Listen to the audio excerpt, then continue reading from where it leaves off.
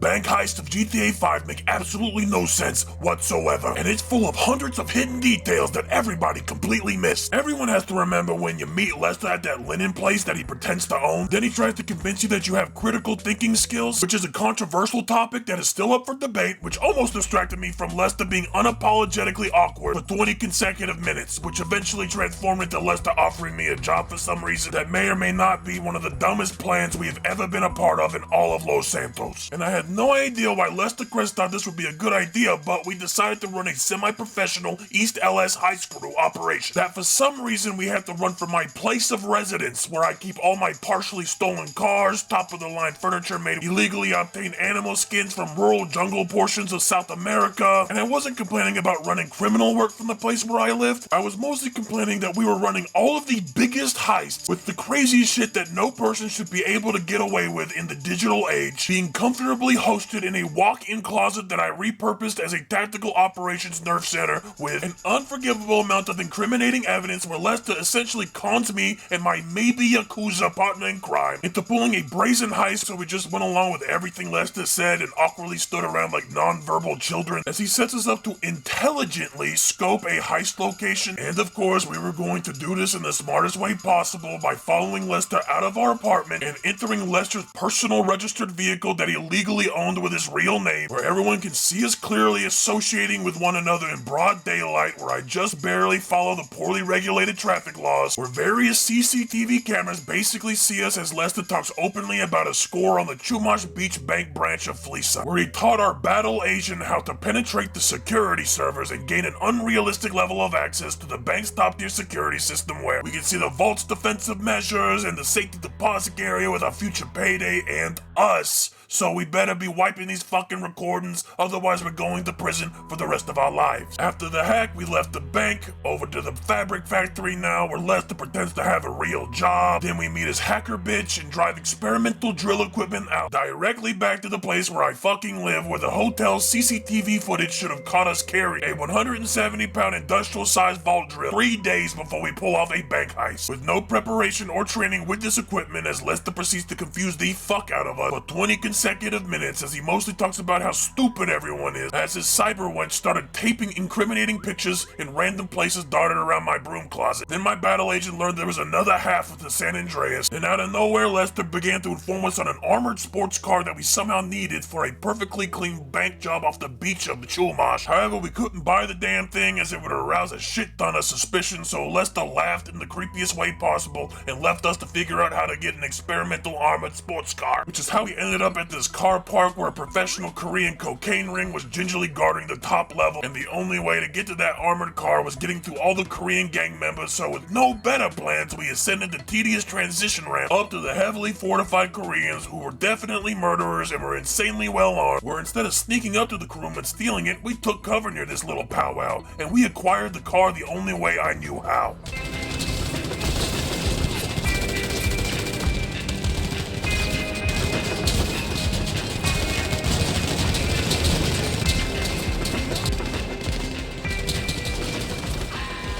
After clearing them out, we finally acquired the Kuruma, which was kinda strange since the whole time we were killing them, they never thought to use this thing on us, as we were pretty much untouchable in this damn thing, and they were mad, and I would be too if someone came to my Korean place of work and killed 57 of my Korean friends, then drifted around in my experimental supercar that they probably had a hard time acquiring, being stored in a poorly guarded car park. Then we took it to Page and essentially stored our hot import in a completely not guarded underpass right where Lester legally owns a business, which I never really thought about till now. But the time for thinking was over because Lester somehow snuck into my fucking house. But this time it wasn't to bug my home with surveillance. This time he was teaching my Yakuza friend just enough English to communicate with me during a brazen bank heist, where we exercised almost no caution over the past 3 to 5 business days, and definitely left a lot of evidence, which Lester never addresses at all, nor cares about in the slightest way. Instead, he had a non-sexually induced heist orgy, where he talked surprisingly little about what we were doing, and instead he proceeded to be unapologetically awkward for an entire entire briefing. And even though Kyle didn't verbally understand us at all, even he was more confused about the job than before Lester called this pre-heist meeting. Then Lester said some cryptic ass shit like "don't fuck this up" and scampered out of the room with no details on our roles. So then we grabbed the Kuruma from the unprotected factory, driving 190 miles per hour in dense downtown traffic that somehow didn't get the attention of police. Also, I was driving an armored sports car, which somehow also didn't get the attention of the police. Plus, Kyle was hacking into a government-subsidized security network that belonged to a contingency well-protected Chumash Fleesa bank that we were going to fucking rob. Take out the cameras, quick! You'll be broadcasting live to the LSPD if you don't shut them down now! Please, I don't want to get...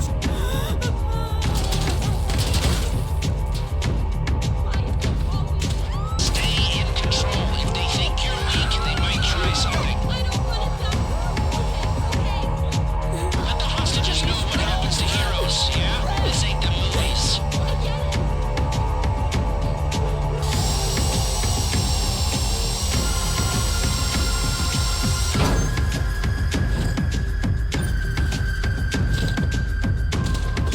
That's the box. Be ready to move.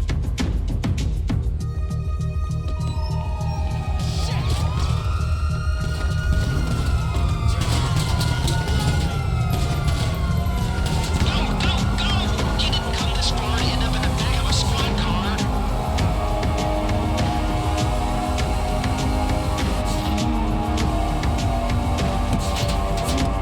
I've got my getaway gun waiting for you, man, for the cops if you can just get there.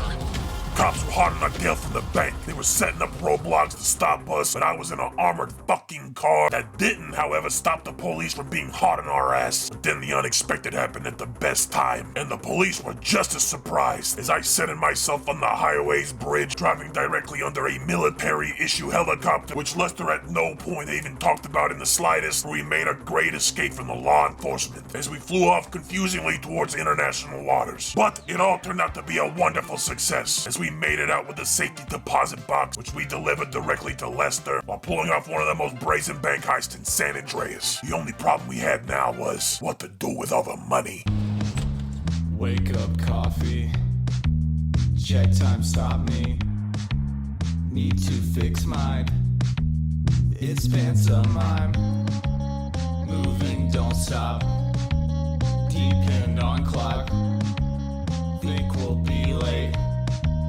Please set me straight. It all started at my penthouse suite, where I was illegally pirating Estonian murder films while preparing to make hot wings for a group of friends that I was about to trick into working for the central government. But as I was lying to them, the central government knocked on my door. And that's essentially how most of us meet Agent 17, who I immediately direct into my walk-in broom closet, mostly so he wouldn't notice the stolen World War II era Bavarian art. After 5 minutes of agency-funded playtime, I introduced him to 3 other criminals. Little did I know, my group of friends were gonna pull off a semi-professional prison heist to break out a Dr. Raskovsky out of Bolingbroke prison, which Naki immediately got his DNA-bound fingerprints on, while Agent 17 briefed our group on the worst plan I've ever heard in my entire life, which he assured would go off without a hitch. And he basically trotted on about how difficult the task was going to be and directed us to the board of more incriminating evidence, then set us out to get a much-needed airplane from the most well-defended, dangerous airfield I have ever seen in my entire Italian life, which was nestled up in the mountains, being protected by hundreds of cartel arms smugglers that required an armored assault of experimental fortified vehicular warfare, as we wiped out an entire gun-running business that was aiding a drug war in Mexico, making us one of the Aztecas' biggest enemies. But also explains how Trevor Philips was able to buy this property during his war, as we killed everyone for their high-capacity transport plane, which is why we brought a Kuruma, as it was the only way to survive an airfield assault of outrageous proportion, with little to no training in military tactics, a newly found price on all of our heads, a Native American with 2 weeks of flight experience, flying the most important asset of the prison heist, as we pay no attention to the fact that we permanently altered the gun-running market of San Andreas. After the airfield raid, Agent 17 gets us to steal a Bolingbroke prison bus in the worst way physically possible, by engaging a prison convoy on the busiest interstate crossing in San Andreas with various acts of terror and the indiscriminate death of the innocent, where we did everything in our power to make this thing look like it was definitely not a prison break, which hopefully does not fuck things up. However, this shit got even more complicated when we had to recover Raskovsky's car, which in no way affected the prison heist in the slightest. But what it did affect was the entire Korean mafia, as we used expert positioning and semi-professional sniper support to assault a freighter in the harbor which contained Raskovsky's personal vehicle. But it also went to show that the Koreans had complete control of all the hot imports that were entering Los Santos through their merchant fleet. As a matter of fact, the reason why the Koreans go to Trevor Philips during the main story was mostly due to the decimation of their import business, which was our fault. Therefore, the Koreans had to move the drugs after their cargo operation was destroyed and their workforce was brutally massacred. And now it kind of makes sense why these guys had super easy access to the armored Kuruma that we acquired through gun murder, which also explains why there was a huge gap in the market for CEOs in Los Santos to start their own import operation, as we weren't just grabbing Raskovsky's stolen ride. If you pay close attention, we were actually just wiping these Koreans off the face of the fucking earth. And this organization was not small at all, so there was a lot of murder, mostly because we had to send over 25,000 cargo containers while fighting horrendously underarmed Korean gunmen that had no idea what we exactly wanted from their storage, which didn't save them from bull-induced death to their vital organs as we methodically wiped them out like a Brazilian death squad. Then haphazardly scrounged for the right cargo container, carefully picked the padlock on the lever, opened it with no caution to what's inside, and feverishly called dibs on driving this cool-ass thing, which resulted in a very over-the-top chase sequence where we had to get the fuck out of there as fast as we can while preventing this car to be damaged in the slightest in a dockyard filled to the brim with homicidal Korean murder maniacs. With my slightly above average West Coast driving skills, where we had to break through fortified checkpoints, firing as accurately as I can at 190 miles per hour, escaping the Koreans' most well-defended operation with no more than 2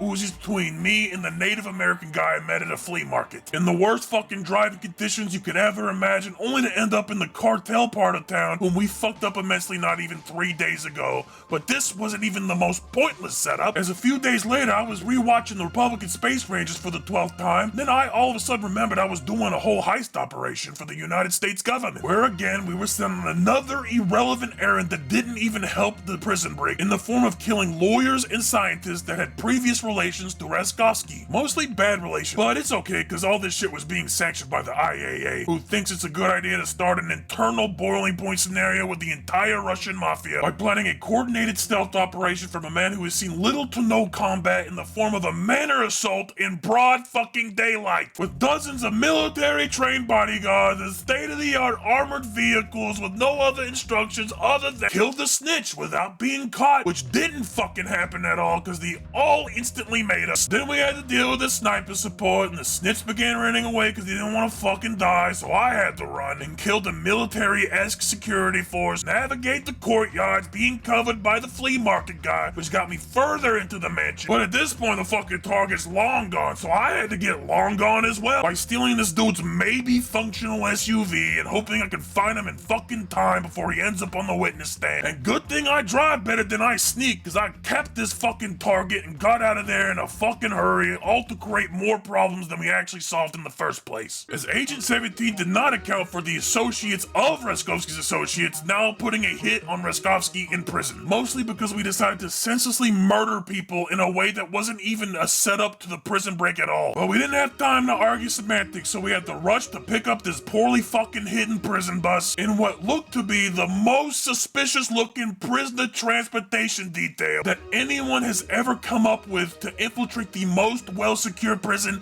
in San Andreas, which isn't really saying that much because it's the only prison in San Andreas, located in the heart of the Gran Senora Desert, which we were gonna break into. And with little to no vetting process, no attention to the fact I was moving a singular prisoner with a bus that wasn't in any manifest in any form, which didn't stop these guys from letting us go wherever the fuck we wanted, as none of these checkpoints verified jack shit about what we were doing at all, and simply passed us all the way to the center of this prison, which at that point means we had to put on a bit of a performance, so we of course put on a little show, which worked splendidly until I realized we had absolutely no plan after getting inside the prison, filled with hundreds of well-armed prison guards who were all noticing they've never seen me before in their entire life. So Ivan and I did what we normally did when we had no plan. We killed everyone on sight, until no one stood to oppose us in the most evil way we could fucking achieve, but still it was pretty effective, and none of us ever studied any maps of the prison, so we just began climbing shit until we found Roskovsky. But naturally, we just ended up finding endless catwalks that lead to more prison guards with ARs that we killed, then even more catwalks to traverse, which eventually led us to this place where we were supposed to find Roskovsky, who was of course being protected by cops who Ivan was slaughtering to death. Then, after killing the last few guards, we made our way down to see if Roskovsky was even alive anymore. Unfortunately, this guy didn't even die, even a little. But he was a little fucked up, so Ivan did what he always does with untrustworthy strangers and handed him a loaded gun with little to no restraint. Which I guess was smart, as now we were a 3-man operation, even though now this guy could pop us at the end of the heist, which would save him hundreds of thousands of dollars. But before that possible betrayal, we had to fight through the noose teams who were using similar weaponry as we were using in this firefight, and that was not good at all. So in order to survive this ordeal, we had to apply actual effort and positioning, which it turns out is very effective, as it actually got us to the second courtyard, which had even more noose teams, which required more positioning, with a dash of teamwork, of course. But they were hitting us harder than we anticipated, so Ivan expertly acquired the high ground, which was being used to oppress us with bullets. So Ivan took the highest position while I fought the teams on ground level and a few on roof level, both of which died in the most gruesome way known to man, mostly due to Ivan's quick strategic thinking, which saved more than just Roskovsky's life, to be honest, as it actually started to look like we had a shot at escaping. As I was starting the armored van, Ivan and Roskovsky provided covering fire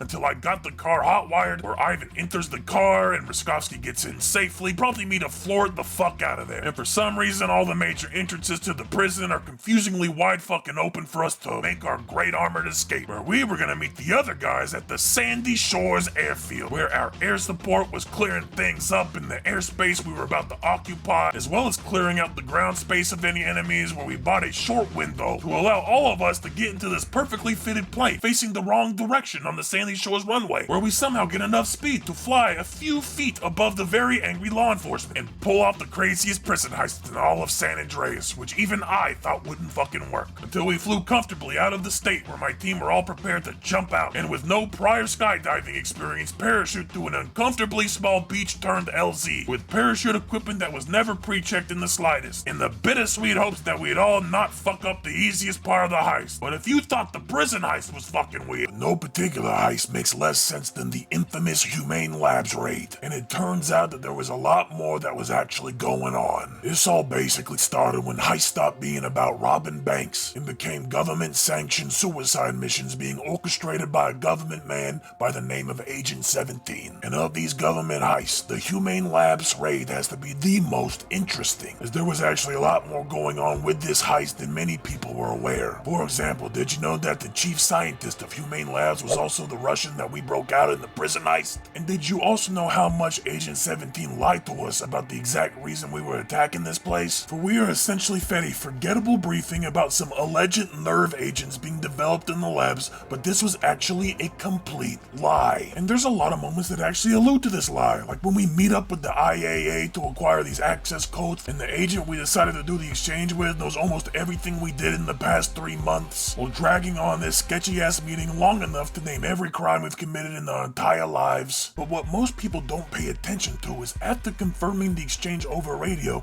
we are met with a completely different branch of the government. The FIB, what are these clowns doing here? Shit! Over there! Move up! Move up! Hands in the air!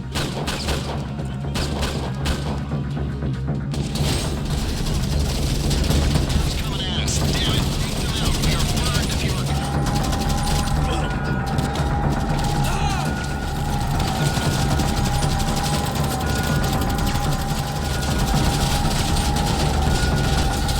You need to clean up these agents. They're chasing a payoff and they will keep coming.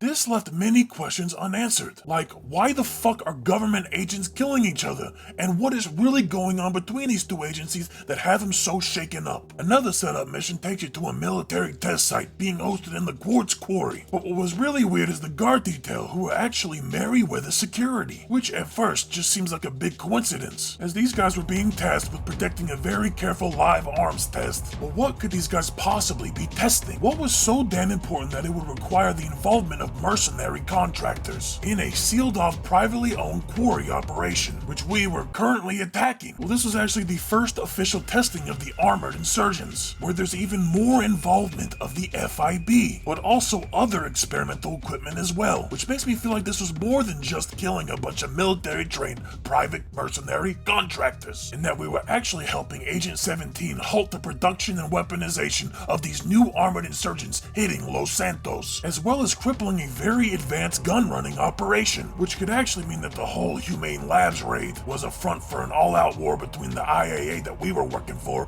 and the FIB, which explains the military-grade scout helicopters being aggressively sent out to our location, where we engaged in ground-to-air warfare which could have easily ended in our deaths, which ended poorly, and also resulted in an entire off-road insurgent shootout with even more fucking mercenaries. A person who has never manned a turret trying to fend off very well-trained mercs that never relented their chase no matter what we did, even following us far into the backwoods. And the only reason we survived was our top-tier conditioning and our fucking Insurgent 50 cal machine gun being the biggest contributor, as it was very apparent that they were not doing so good, despite being better armed and there being 25 times more than them than us. Eventually they all died forever and we made it out to Agent 17's hideout, where he somehow convinced us that this was all completely normal and that asking questions will get our families killed. And I wanted to ask a shit ton of questions. Not because stealing from the FIB aided by mercs was sketchy, but because he sent us to do a 4-man raid on a fully manned aircraft carrier in the Pacific Ocean, where we were being sent to steal an electromagnetic bomb with no more than 4 dudes with semi-functional M4 carbines, against a super fortress with flying death machines, and all of us were equally shitting ourselves, all while leaving the comforting warmth of Los Santos in the bleak yet horrific cover of night, to essentially attack an aircraft carrier thing with automatic AA gun technology, an alarming amount of $3 million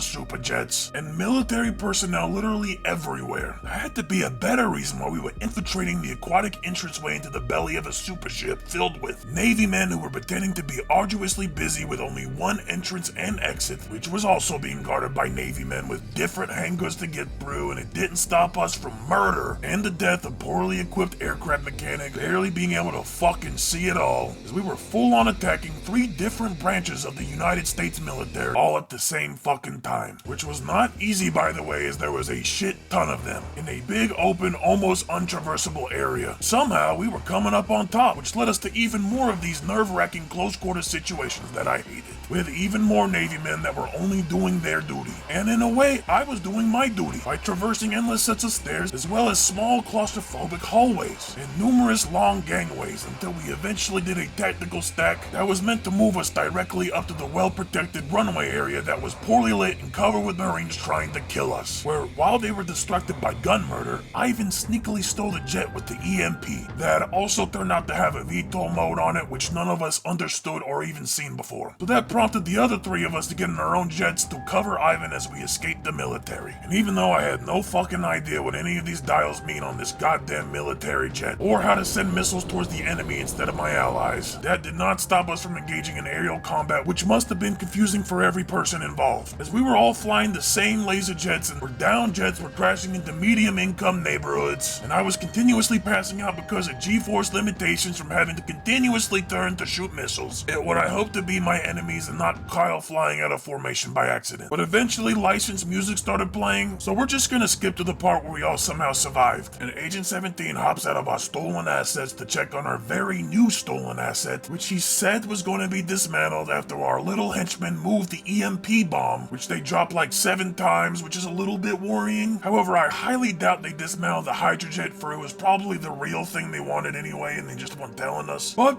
of course, before we could ask any more questions, he yells at my underpaid workforce to get to the next location, which turns out to be the biggest assault on the Merryweather mercenaries in United States history.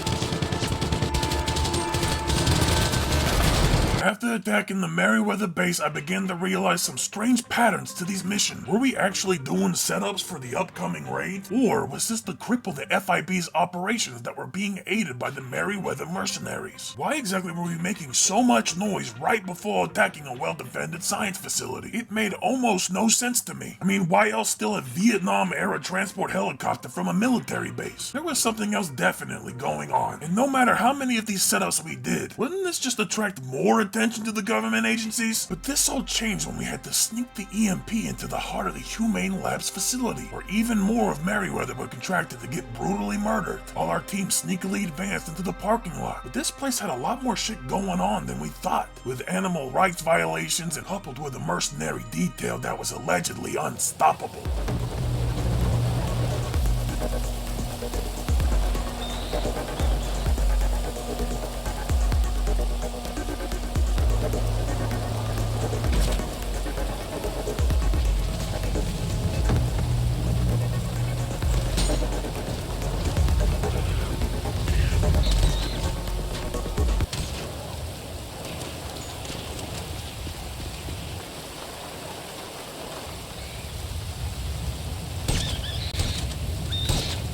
After clearing this place out, we had 5 minutes to deploy the EMP in the maintenance garage, and it was at that fucking moment that I connected the dots. We had stolen an FIB-funded armored vehicle and packed it with an experimental EMP device, meaning this wasn't necessarily to steal data or nerve agents. This was to frame the FIB for acts of terror that inevitably would lead to the boost of funding to the IAA. This is mostly explaining why the IAA were fully operational during the Doomsday heist much later on, and this was all thanks to our actions during the Humane Labs raid of San Andreas.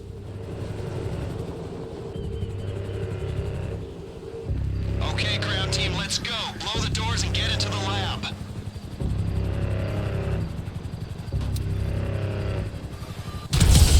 Breaking into Humane Labs was a complete nightmare, as it was heavily protected by the Marines and all I had was a combat Asian, semi-functional night vision, and outdated guerrilla tactics that somehow was working against America's battle-trained fighting force, where I was surprisingly calm during the whole ordeal, considering it was an all-out military bloodbath filled with intensity, an intensity I was becoming a little too comfortable with. And to be honest, we studied absolutely no map, so we just blindly wandered the fucking facility while killing people, which worked surprisingly well in this instance, as after much fighting and IAA supported communication tactics, we just accidentally ended up bumping into the data we were looking for.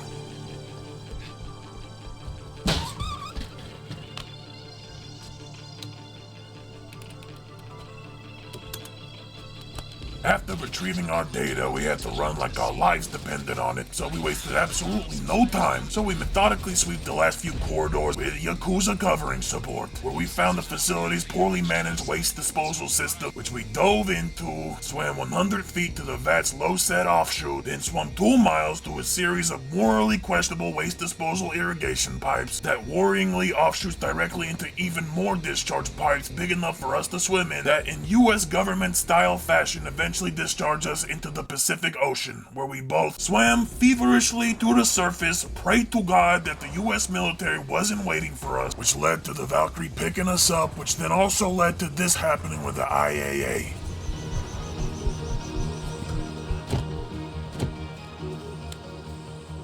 When I ran agents in the field, I had to entrap them, cajole them, threaten them with deportation. You're never gonna know what I had to do. Now, apparently, all you gotta do is give them a couple bucks and a few kind words. I guess there really is no accounting for stupidity. But, and I'm serious now, as stupid as you are not gonna talk about what happened here. Because your usefulness to us, well, it just ran out. And for God's sake, I hope you're professional enough to get rid of the evidence.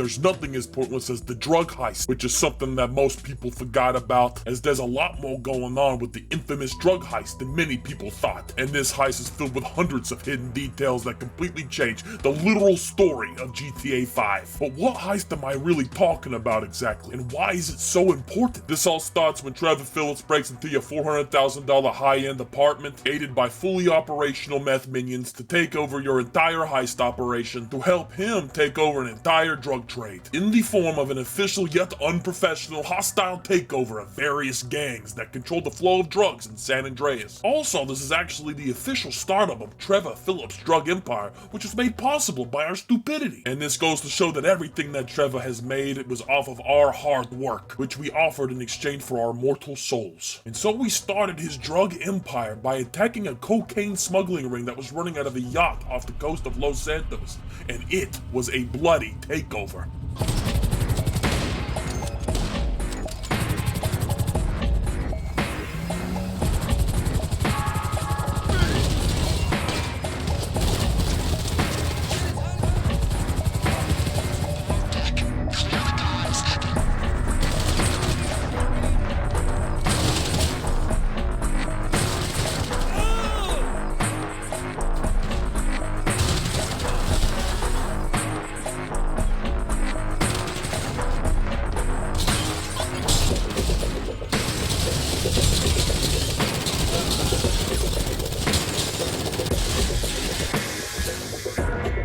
Anyways, we took the cocaine to an allegedly abandoned warehouse and left it with Dr. Amphetamine and literally no one else defending the stash, which is always a fucking horrible idea, but it isn't as bad as the next thing Trevor sent us to do. Then, we are gonna beat the Vagos to their supply of Molly pills. Now, our guys do pickup and trash trucks, and so are you.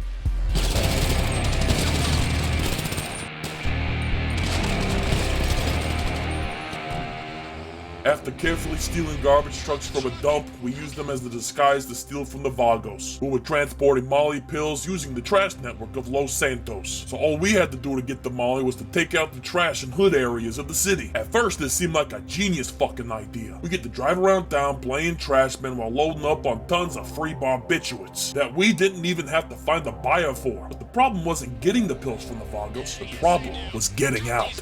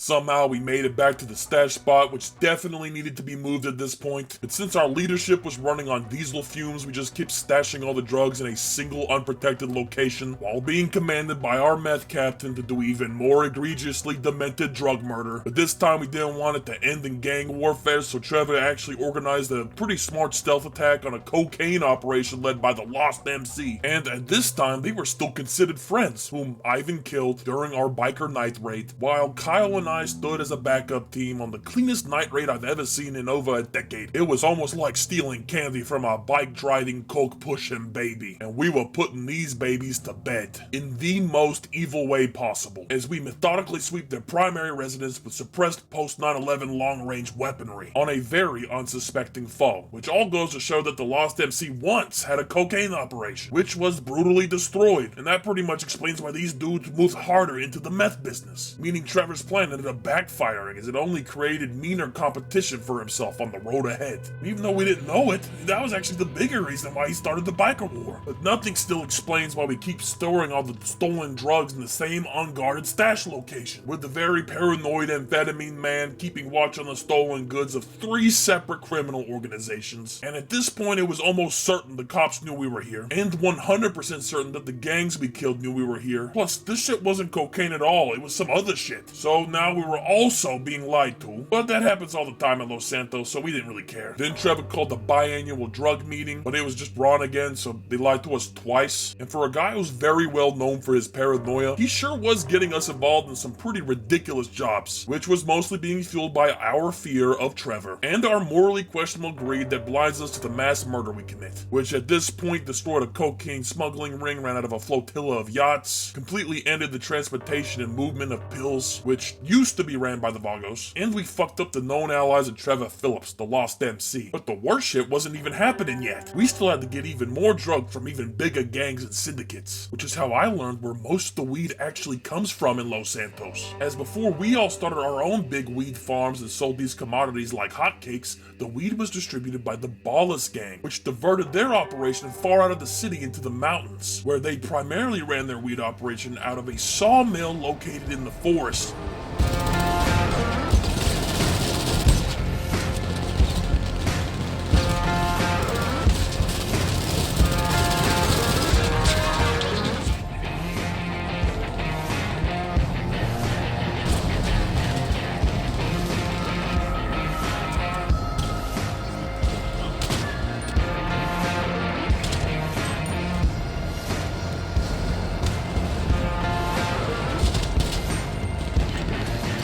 After clearing out the Ballas sawmill, we discovered they had this fucking thing the whole time, but instead of them protecting their weed export, we used the technical to leave, as well as their sizable shipment of marijuana, which they still wanted pretty badly. So they had to come up with this genius idea to stop us from taking it by felling a medium-sized tree in a 3-way intersection towards the highway. That was only a minor inconvenience, not because the tree was small, but because they blocked the wrong fucking road. So we very easily made our way straight through the mountains, from the most defended Ballas operation we've seen, back to that definitely compromised stash location where Ron makes more amphetamine noises while inspecting a weed load that would take us 3 months to sell. But that wasn't really our problem as long as we were getting paid. But before we get paid, there was one last operation that Trevor wanted us to hit. The O'Neill Ranch in the desert, which we were going to attack in the attempt to acquire their meth surpluses. But it did not go as expected.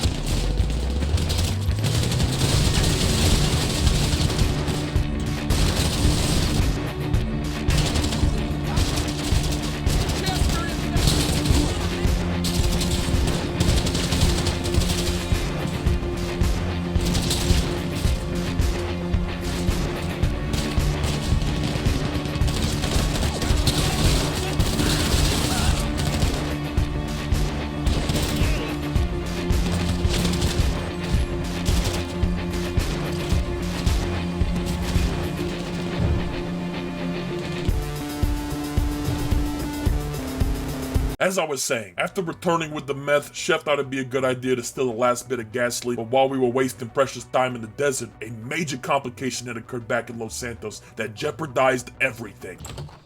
Oh, this is bad. This is very, very, very bad. I shouldn't be here. See, I should be with Trevor, or at the airport. Now someone, I'm not saying who, well, anyway, it's not my place to question leadership decisions. But someone may have told the Vagos, and the Ballas, and the frat boys, and the Lost, and the O'Neills, told them all where their stuff is. If you want to get paid, I'd get over there, quick. Now I got to... Don't let him kill him.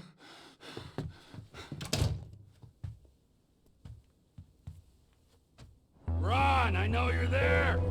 Ron! Fuck! Fuck!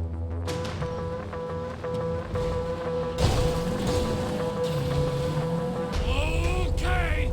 2 on the north side, 2 on the south side. Let's go! more of these guys you kill, the more I'll pay you for the job. Call it a preemptive strike on the competition. Remember this, people!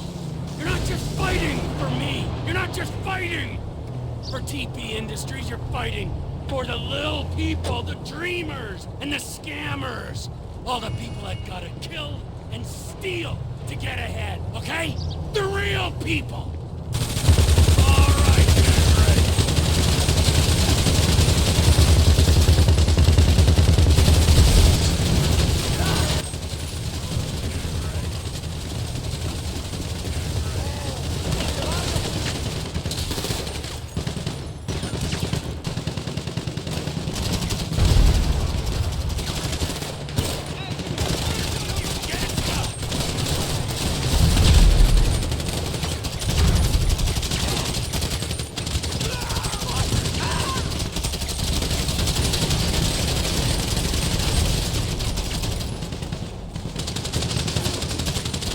Screw the last MC, all right?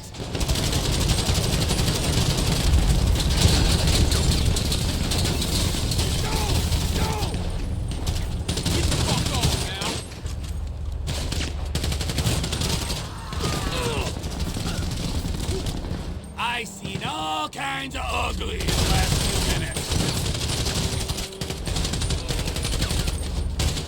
Okay, we got an opening. Let's go. Product's been loaded into the vans. I need 2 drivers and 2 people in the pickup with a gun on it. Come on, let's move! Drop-offs by El Gordo Lighthouse. Let's go.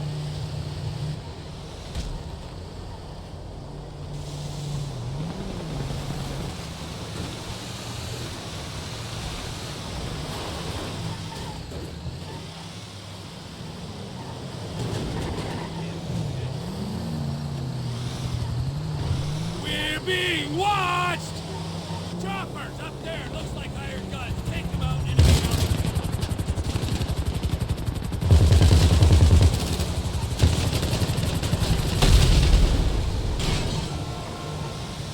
Down the choppers!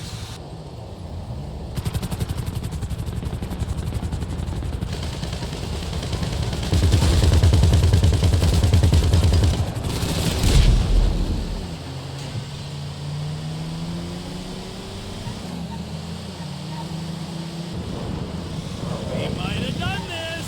We might have done it! We could take some Molly, have a good time. Or take some Mollis and I could have a better time.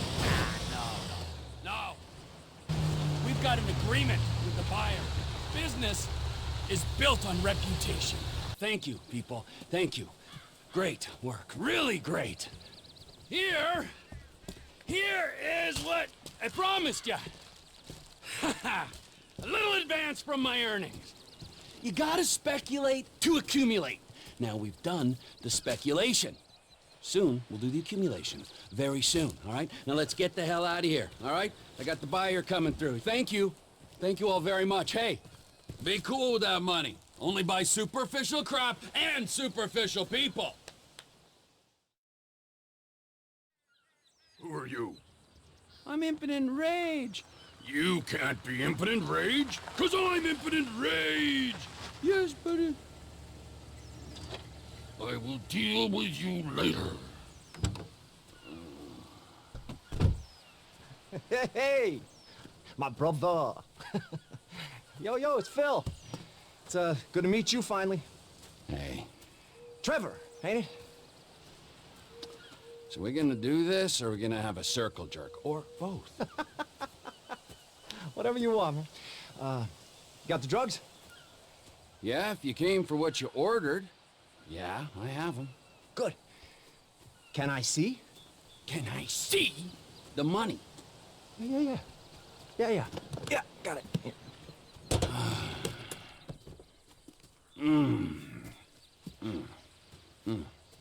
All right.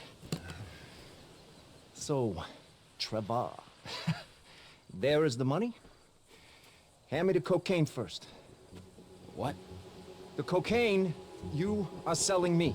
Excuse me? Are you selling me cocaine, Mr. Phillips? Why do you keep saying that? Hmm? And how is it that you know my name? Fucking narc! You are under arrest for trespassing. Get away! Fuck's sakes! Asshole!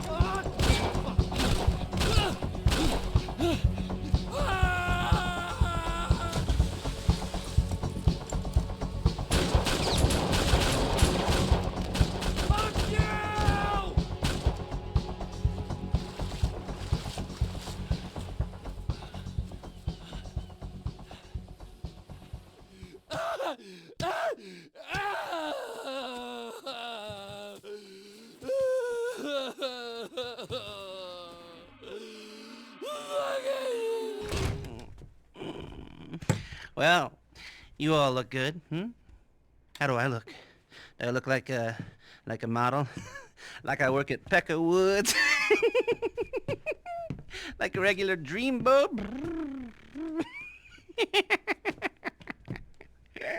Well, whatever. We all love banks, Especially the big ones that take big risks, because they just know that if they went under, we'd all be dead. Too big to fail? Great idea. Let's put it to the test. This is a little something I came up with. I like to call it bank robbing with a social agenda, if you will. It's something I tell myself so I can get some sleep at night.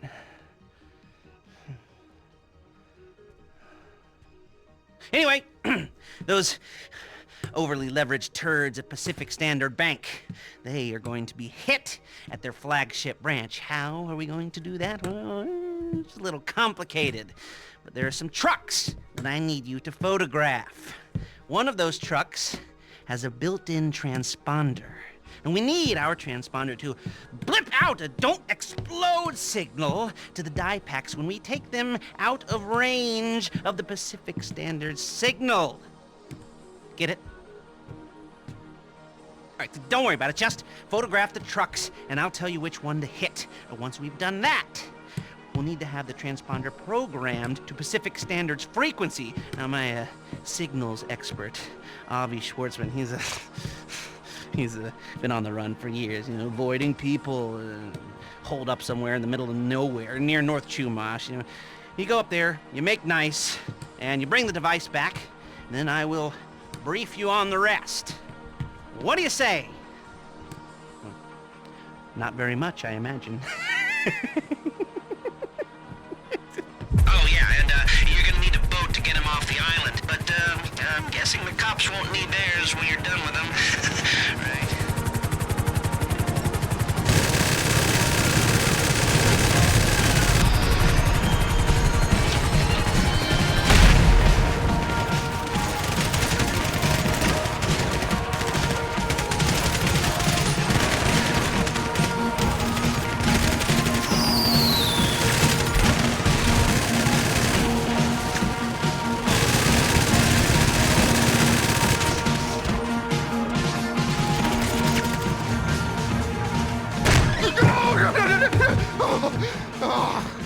Never should have stuck my head out.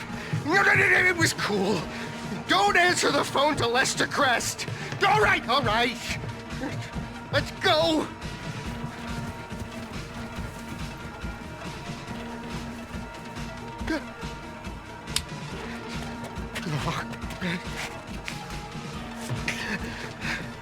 Let's get out of here.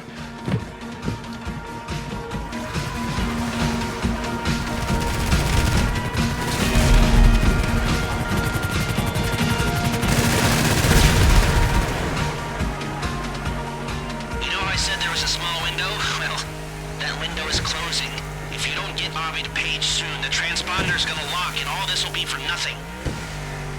Lester Crest, you asshole! I know his secrets. I know where the bodies are buried. What now? Whoa!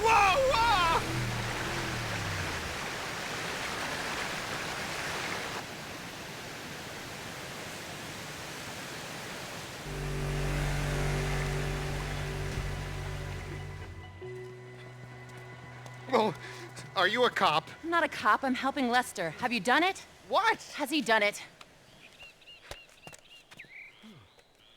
Oh, I don't have the Pacific Standard frequency here. I don't have my tools. Ain't that convenient. I've got some tools. Come on. Lester will meet you back at your place. And don't worry, the transponder will be ready for the job. Oh. Ah, good. Yes, you're doing good. Just, 3 more little tasks to perform, and we should be good to go. First, we're going to need some hacking equipment, the kind that nobody makes, and the sets that are in existence are all traced. So, we'll need to rob it from someone who won't mention that it's gone missing. Bank robbers! These guys. Now, they've, set up a warehouse behind Vinewood Boulevard, maybe. Maybe they're getting some of the same ideas we are. Now, I recommend that you get the same van they have and switch out the equipment. And that way, when you make the run, they'll go chasing after their own van, and then one of you can get away clean with the equipment.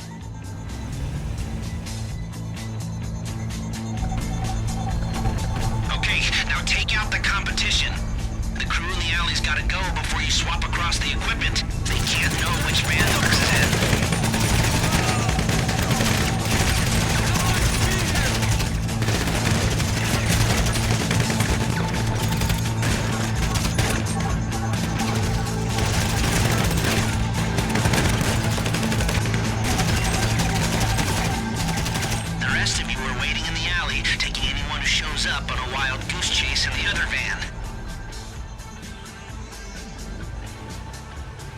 And at the same time, we'll need these thermal charges for the first vault door.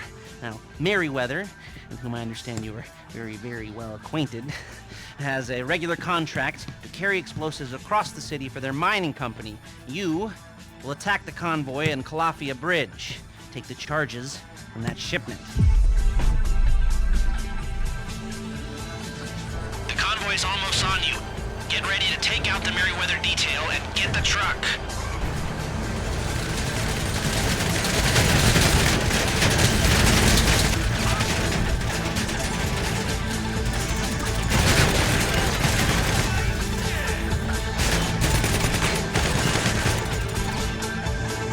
More guys incoming. They called backup.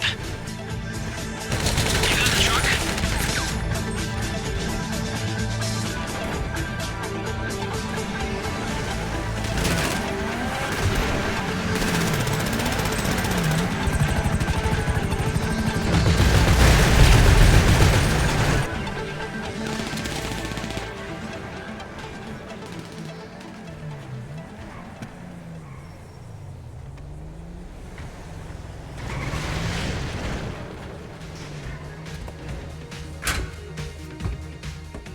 Got him? Looking good. I'll ditch the truck, you hold on to those.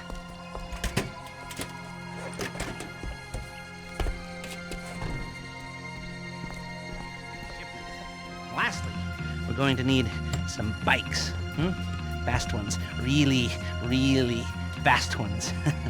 And I've sourced some very, very, very fast bikes indeed.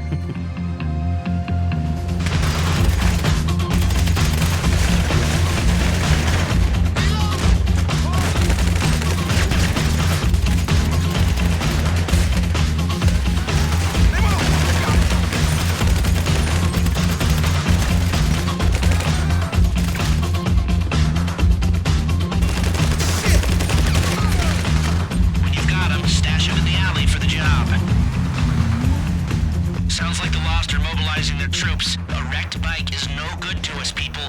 Stay out in front of them. Okay. So, are you ready? This should be pretty easy. I've kept it simple since you all seem pretty simple. In a good way. In a good way. In a good, straight ahead, low IQ kind of. Oh, no, Lester, stop it. It's the new meds. Okay, armed robbery, here we go. Whew. Here it is. Keep it simple. You go in heavy, you go in well armed. Some of you will do crowd control. The vault team will go downstairs, blow the first vault door with the thermal charges, then use the card to get into the network and open the second vault door. And then look out, because you'll have about 2 minutes before every cop in town is waiting for you outside the bank. So you move fast. You get on the bikes, you split, and we meet at the rendezvous point, okay? Good luck, people. Nothing can go wrong. It's all good. I'm all good.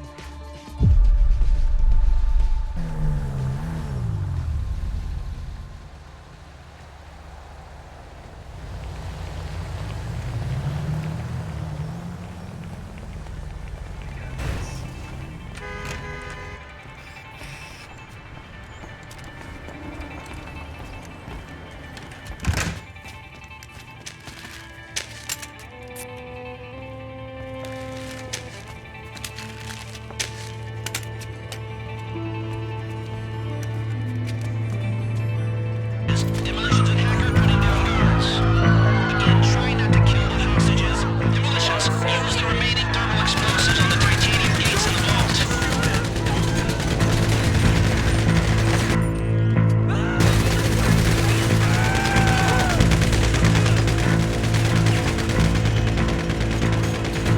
Boom! You're in!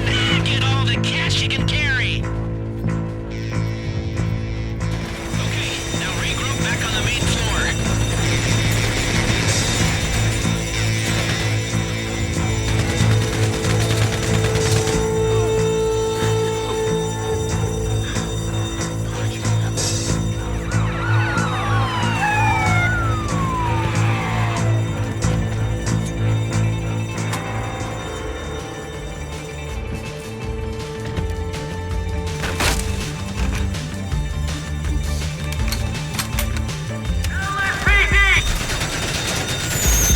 The cops have cleared all vehicles near the bank. You're making a run for those bikes. I'll take you on the best route, trying to keep you away from as many cops as I can. Go, go, go, go, go, go, go! Move, move! Down Vinewood Boulevard and duck down the alley to the right.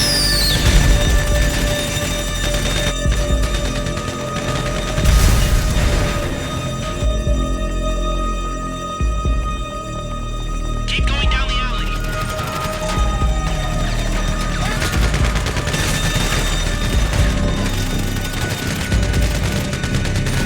Now, further down the hill, take a right.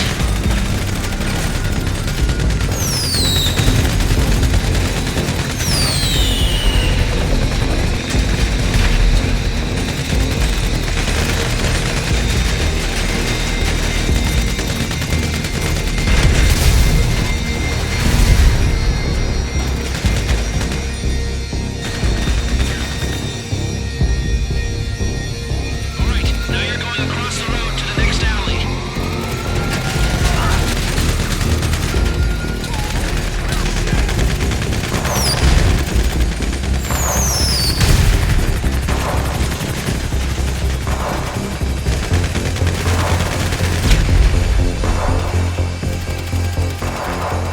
Make a play for the bikes, so they're up ahead where you stashed them behind that apartment building. We've left some body armor by the bikes if you need it. Grab and go, people, grab and go!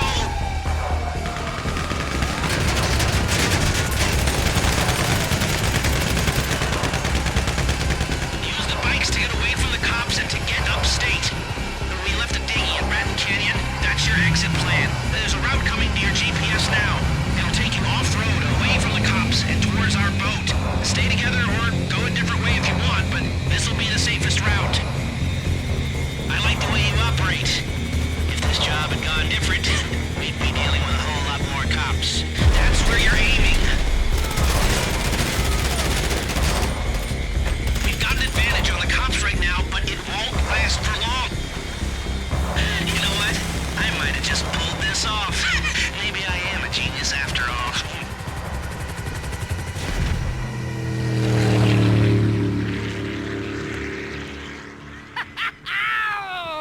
Oh, yeah!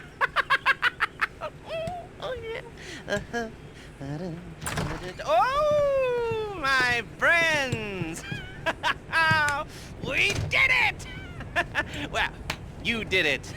Woo. I know I didn't do that much, but you, I thought you were just a bunch of creepy and quiet weirdos. Turns out you're a bunch of creepy, quiet weirdos with talent. You rob and you steal and destroy like geniuses.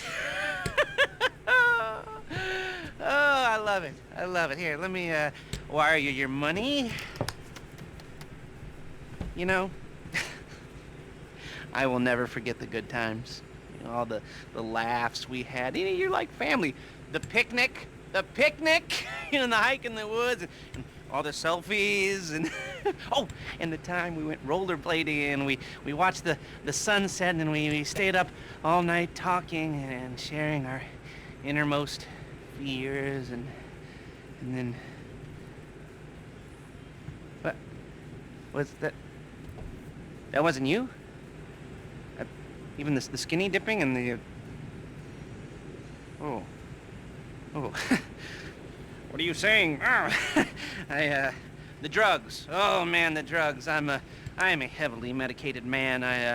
I'm not well at all. I'm a little embarrassed. Okay, the money. Here. And here. And here. And... here, okay, you better take off and take care, okay. Bye-bye.